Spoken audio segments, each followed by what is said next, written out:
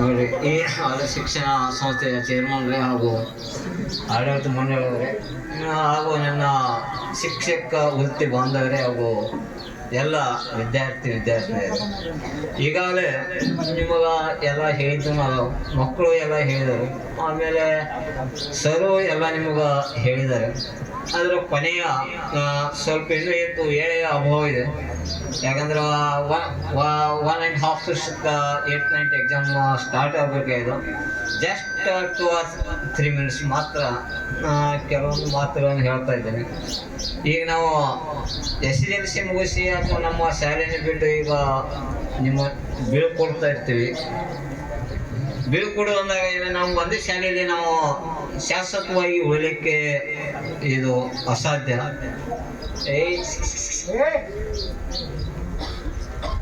ಆಮೇಲೆ ಯಾಕಂದ್ರೆ ಇದು ನಮ್ಮ ಜನಿಸಿದ ಮೇಲೆ ಒಂದು ಜೀವನವೇ ಒಂದು ಸಂಘರ್ಷ ಇದ್ದ ಹಾಗೆ. ಯಾಕಂದ್ರೆ ಒಂದು ಎತ್ತಿನ ಗಾಡಿ ನಡಿಬೇಕಾದಾಗ ಚಕ್ರಗಳು ಯಾವಾಗಲೂ ಉರುಳುತ್ತಾನೆ ಇರಬೇಕು. ಅಂದಾಗ ನಾವು 1 place to another ಪ್ಲೇಸ್ಗೆ ರಿಚ್ ಆಗ್ತಾ ಇದ್ದೀವಿ. ಇಲ್ಲದಿದ್ರೆ ನಾವು ನಮ್ಮ ಟಾರ್ಗೆಟ್ಗೆ ನಾವು ರಿಚ್ ಆಗುವುದಿಲ್ಲ. ಇದನ್ನೊಂದು ಇಟ್ಕೊಂಡ ನೀವು ಸಂತೋಷದಿಂದ ನೀವು ಮುನ್ನಡೆಯಬೇಕು. ಅದು ಇದರಲ್ಲಿ ಏನು ದುಃಖ ಪಡೋದು ಏನೋ ಅವಶ್ಯಕತೆ ಏನಿಲ್ಲ. ಯಾಕಂದ್ರೆ ನಮ್ಮ ಜೀವನದಲ್ಲಿ ಬದಲಾವಣೆ ಮಾಡ್ತಾ ಹೋಗೋದು ಇದು ನಿಸರ್ಗದ ನಿಯಮವಾಗಿದೆ. ಆಮೇಲೆ ಎಲ್ಲರೂ ಈಗಾಗಲೇ ಹೇಳಿದ್ರಿ ಹಾಗ ಈಗ ಅಂತ, ನಮ್ಮಲ್ಲಿ ಅದೇನೋ ಆ ರೀತಿ ಭಾವನೆಗಳು ಏನಿಲ್ಲ. ಅಥವಾ ಇನ್ನೊಂದು ನಿಮ್ಮಲ್ಲಿ ರಿಕ್ವೆಸ್ಟೆಡ್ ಮಾಡಿರ್ತೀವಿ, ಕೆಲವೊಂದು ಕಾಂಪ್ಲಿಕೇಟೆಡ್ ಕೇಸ್ಗಳು ಬಂದಿರ್ತಾವೆ. ನಮ್ಮ ಟೀಚರಿಗೂ ನಾವು ಅಫಿಷಿಯಲಿ ಏನು ಹೇಳಬೇಕಂತ ಹೇಳಿರ್ತೀವಿ. ಆ ಟೀಚರ್ಸ್ ನಿಮಗೆ ಏನೋ ಸ್ವಲ್ಪ ಏನಾದರೂ ಸಹ ಅದಕ್ಕೆ ನಾವು ಕ್ಷಮೆಯನ್ನು ಕೇಳ್ತಾ ಇರ್ತೀವಿ. ಯಾಕಂದರೆ ದಟ್ ಈಸ್ ಅನಿವಾರ್ಯ ಕೇಸ್ಗಳು ಇರ್ತವೆ. ಅನಿವಾರ್ಯ ಕೇಸ್ಗಳನ್ನು ನಾವು ಪರಿಹಾರವನ್ನು ಮಾಡಲೇಬೇಕಾಗಿರ್ತವೆ. ಅದಕ್ಕೆ ಅಂಥವು ಅನೇಕ ಘಟನೆಗಳು ನಡೆದಿರ್ತವೆ. ಆದರೆ ಒಂದು ಮಾತ್ರ ನೀವು ನೆನಪಿನಲ್ಲಿ ಇಟ್ಕೋರಿ, ನೀವು ಯಾವಾಗಲೂ ಏನಂದ್ರೆ ಆಮಜಾನ ಮತ್ತೊಂದು ನಿಮ್ಮಲ್ಲಿ ಭಾವನೆಗಳು ಇವೆ. ಏನಂತ ಅಂಶಾನ ಇಂಶಾನ, ನಮ್ಮ ಶಾಲೆಯಲ್ಲಿ ನಮಗೆ ಟ್ಯೂಷನ್ ಕಲಿಸಿರಲ್ಲ, ನಮ್ಮ ಪರಿಸ್ಥಿತಿ ಕಠಿಣದ. ಇದು ಏನಲ್ಲ, ನಿಮ್ಮ ಮಾನಸಿಕ ಮಾತ್ರ ಅದು. ಇದು ಯಾರು ಬಡವರು, ಯಾರು ಶ್ರೀಮಂತರು, ಯಾರು ಜಾಣರು ಅನ್ನೋದು ನಾವು ಹುಟ್ಟುವ ಪೂರ್ವದಲ್ಲಿ ನಾವು ಕಲಿತು ಯಾರು ಬಂದಿಲ್ಲ. ಯಾಕಂದ್ರೆ ಎಲ್ಲ ಇದಕ್ಕಿಂತ ಕಟ್ಟಿದಾಗ ಅಭಿಮಾನ ಮೊದಲು ಅಡ್ವಾನ್ಸ್ ಗೊತ್ತಿದ್ರು ಸಾವು ತಪ್ಪಲಿಲ್ಲ. ಅದನ್ನೊಂದು ಮಾತ್ರ ನೆನಪಿನಲ್ಲಿ ಇಟ್ಕೋರಿ. ನಿಮ್ಮ ಭಾವನೆ ಹೇಗಿರ್ತದೋ ಆ ರೀತಿ ಮುನ್ನಡೀತಾ ಇರ್ತೀರಿ. ಆಮೇಲೆ ಜನ ನೀವು ಅವ್ರು ತಿಂದಿದ್ದ ಏನು ಮಾಡ್ತಾ ಇರ್ತೀರಿ, ಅವ್ರಂಗೆ ನೀವು ಇರ್ತೀರಿ. ಅವ್ನನ್ನ ಹಿಮ್ಮೆಡ್ತೀನಿ ಅನ್ನೋದು ನಿಮ್ಮ ಹತ್ತಿರ ದೃಢ ಛಲ ಒಂದು ನಿಮ್ಮಲ್ಲಿ ಆತ್ಮಸ್ಥೈರ್ಯಗಳು ಇಲ್ಲ. ಬರೀ ಸಾರಿ ಅಂದ್ರೆ ಏನು, ಜಸ್ಟ್ ಅವ್ನು ಪ್ಯಾಷನ್ ಪ್ಯಾಷನ್ ಅವ್ನು ಜಿಗಿದಾಡು ಈ ಹವ್ಯಾಸನ ಕಲಿತಿರ್ತೀರಿ.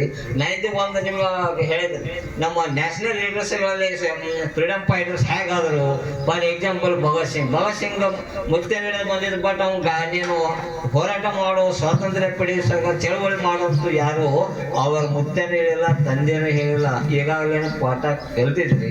ಬರೀ ಬೇರೆಯವರ ಏನು ನ್ಯಾಷನಲ್ ಸ್ಕೂಲ್ ಅವರ್ನಲ್ಲಿ ಏನ ಅಸಹಕಾರ ಚಳವಳಿ ನಾನ್ ಕಾರ್ಪೊರೇಷನ್ ಕರೆದಾಗ ಈ ಮೊದಲಿನ ಸಾಲಿಯಿಂದ ಟ್ರಾನ್ಸ್ಫರ್ ತಗೊಂಡ ನ್ಯಾಷನಲ್ ಸ್ಕೂಲಿಗೆ ಹೋದ. ಯಾಕ ಅಲ್ಲಿ ಫ್ರೀಡಮ್ ಫೈಟರ್ ಆಕ್ಟಿವಿಟೀಸ್ಗಳು ನಡೀತಾ ಇದ್ದು. ಆ ಆಕ್ಟಿವಿಟೀಸ್ಗಳಲ್ಲಿ ಸೇರಿ ಮೆಂಬರ್ ಆಗಿ ಇಡೀ ಬೆಂಕಿನ ಉಂಡಿ ಅಂತ ಸ್ವಾತಂತ್ರ್ಯ ಚಳವಳಿಗಳನ್ನು ಮಾಡಿದ. ಇದು ಬೇರೆದವರ ವ್ಯಕ್ತಿತ್ವವನ್ನು ನೋಡಿ ಹಾಗೆ ನೀವು ಏನ್ ಮಾಡಬೇಕು, ಅವ್ರನ್ನ ನೋಡಿ ನೀವು ಪರಿವರ್ತನೆಯನ್ನ ಹೊಂದಲಿಕ್ಕೆ ಪ್ರಯತ್ನ ಮಾಡಿ. ನನಗೆ ಬರ್ಲಿಕ್ಕೆ ಓದ್ಲಿಕ್ಕೆ ಆಗಲ್ಲಂತ ಆ ಮನಸ್ಸಿನಲ್ಲಿ ನೀವು ತಗೋಬೇಡ್ರಿ. ನಾನು ಜಾಣರಾಗ್ತೀನಿ ಅನ್ನುವಂಥ ಭಾವನೆ ನಿಮ್ಮಲ್ಲಿ ಇರ್ಲಿ. ಆಮೇಲೆ ಗುರುವಿನ ಸಂಬಂಧಗಳು ಹೇಗಿರ್, ಮನುಷ್ಯ ಜೀವನದಲ್ಲಿ ಹೇಗಿರ್ಬೇಕು, ಒಬ್ಬ ಮಹಾ ವೀರನಾಗಿ ಹೋಗ್ಬೇಕು. ಆತನ ಜನ ನಿಮ್ಮನ್ನು ನೆನೆಸ್ತಾನೆ ಇರ್ಬೇಕು. ನಮ್ಮ ಕನ್ನಡದಲ್ಲಿ ನೆನೆಸ್ತಾರೆ ಯಾರು, ಸಂಗೊಳ್ಳಿ ರಾಯಣ್ಣ ನೆನೆಸ್ತಾರೋ. ಹೊಸ ದಂಪತಿಗಳು ಏನ್ ಮಾಡ್ತಾರೆ, ಸಂಗೊಳ್ಳಿ ರಾಯಣ್ಣಗೆ ಹೋಗ್ತಾರೋ, ನಿನ್ನಂತ ಮಗನನ್ನ ದೇವರೇ ನನಗೆ ಆಗ್ಲಿ ಮಗು ಎಂದು ಆಶೀರ್ವಾದವನ್ನು ಇವತ್ತಿಗೂ ನೀಡ್ತಾ ಇದ್ದಾರೆ. That is a reason for he's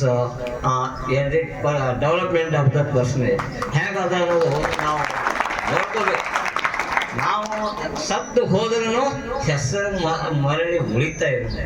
ಅದಕ್ಕೂ ಫಾರ್ ಎಕ್ಸಾಂಪಲ್ ಅಂಬೇಡ್ಕರ್ ಸತ್ಯ ಸಂವಿಧಾನ ಜಗತ್ತಿಗೆ ಎಲ್ಲ ಮಾಡರ್ನ್ ತಂದು ಮಾಡಿದ, ಬಟ್ ಆತನ ಗುರುವಿನ ಹೆಸರ ಅಮರವಾಗಿ ಉಳಿದಿದೆ.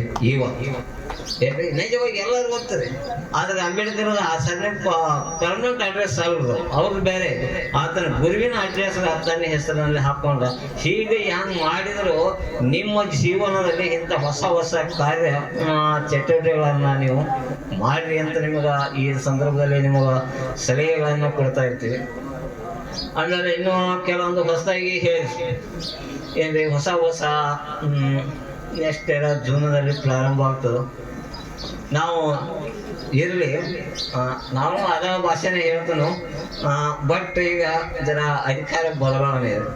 ನೀವು ಯಾರು ಕನ್ನಡ ಮೀಡಿಯಂ ಏನು ಸ್ಟೂಡೆಂಟ್ಸ್ ಅದಿಲ್ಲ, ಹೊಸ ಚೇಂಜ್ ಆಗ್ತದೆ, ಸ್ಪೋಕನ್ ಇಂಗ್ಲೀಷ್ ಅದು ಆಗ್ತದೆ ಹೇಳ್ತೀರಿ.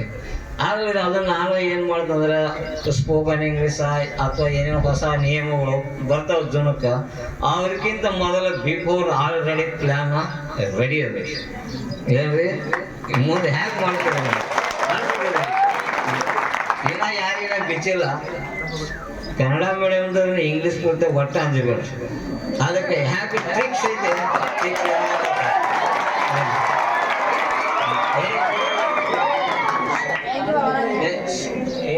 ಚಪ್ಪಲ್ ಹಿಡಿಬೇಡ್ರಿ.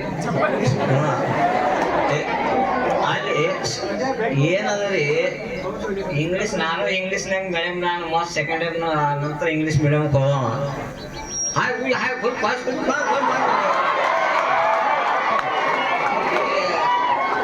ನಾವು ಹಳ್ಳಿ ಮಕ್ಕಳು ಇದ್ದೀವಿ, ನಮಗೆ ಭಾಳ ದೊಡ್ಡ ಸ್ಟ್ಯಾಂಡರ್ಡ್ ಇದ್ದಿದ್ದೇವೆ. ಆದ್ರೆ ಏನ್ರಿ ನಮಗೆ ಜನ ಸ್ಟ್ಯಾಂಡಿಂಗ್ ಹೇಗಿತ್ತು, ಫಸ್ಟ್ ಕನ್ನಡ ಗ್ರಾಮರ್ನಲ್ಲಿ ನಾವು ಲಾಗ ಹೊಡ್ಸಲಕ್ಕೆ ಕಲಿಸಿದ್ದೆ. ನಮ್ಗೆ ಯಾರು ಪೂಜ್ಯ ನಾಯ್ಕ್ ಸರ್ಗಳು ಇವತ್ತು ಅವ್ರು ನೆನೆಸ್ತಾ ಇದ್ವಿ. ಯಾಕಂದ್ರೆ ಹೈಯೆಸ್ಟ್ ಬಡ್ತದಿಂದ ನಾವು ಕನ್ನಡ ಗ್ರಾಮರ್ಕಂದ್ರೆ ನಾವು ನಮ್ಮ ಟೀಚರ್ ಮಾಲಕರು ಹೋದಾರ್ರಿ, ಯಾರು ಕನಿಷ್ಠ ಟೀಚರು ಎಲ್ಲ ಕಿಡಿಯ ಖುಷ್ ಮಾಡೋಣ ಮೊದಲು ಬೀಳೋ ನಮ್ಗೆ.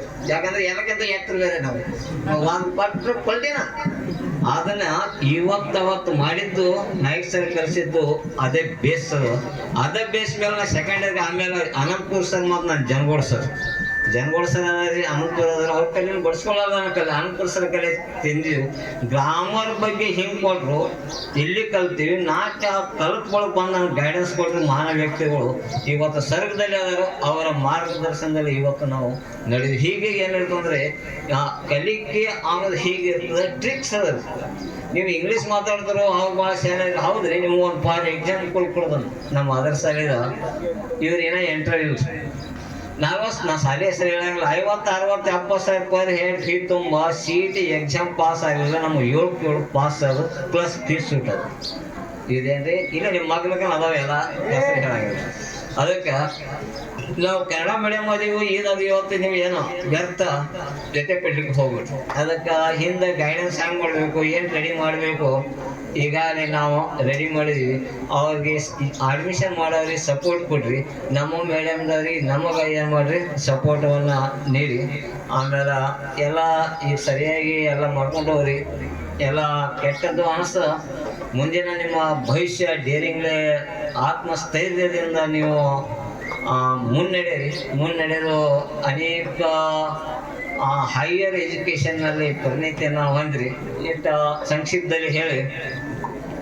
ಆಮೇಲೆ ಎಲ್ಲರಿಗೆ ಏನಂದ್ರೆ ದೇವರಲ್ಲಿ ಒಂದು ಕೊನೆಯ ಪ್ರಾರ್ಥನೆ, ನಮ್ಮ ಶಾಲೆಯಲ್ಲಿ ಕಲಿಯುವಂಥ ಮಕ್ಕಳು ಅಥವಾ 10ನೇ ತರಗತಿಯಲ್ಲಿ ಕಲಿಯುವಂಥ ಮಕ್ಕಳು ನಿಮ್ಮ 2025 SSLC ಎಕ್ಸಾಮಿನೇಷನ್ ಅತ್ಯಂತ ಸುಗಮವಾಗಿ ಸಾಗಲಿ ಎಂದು ನಾನು ದೇವರಲ್ಲಿ ಪ್ರಾರ್ಥನೆ ಮಾಡುತ್ತಾ ತಮ್ಮ ಎಲ್ಲರಿಗೂ ಮುಂದಿನ ಭವಿಷ್ಯ ಒಳ್ಳೆಯದಾಗಲಿ ಅಂತ ಹೇಳಿ one of the best luck for your examination for SSLC also in future life.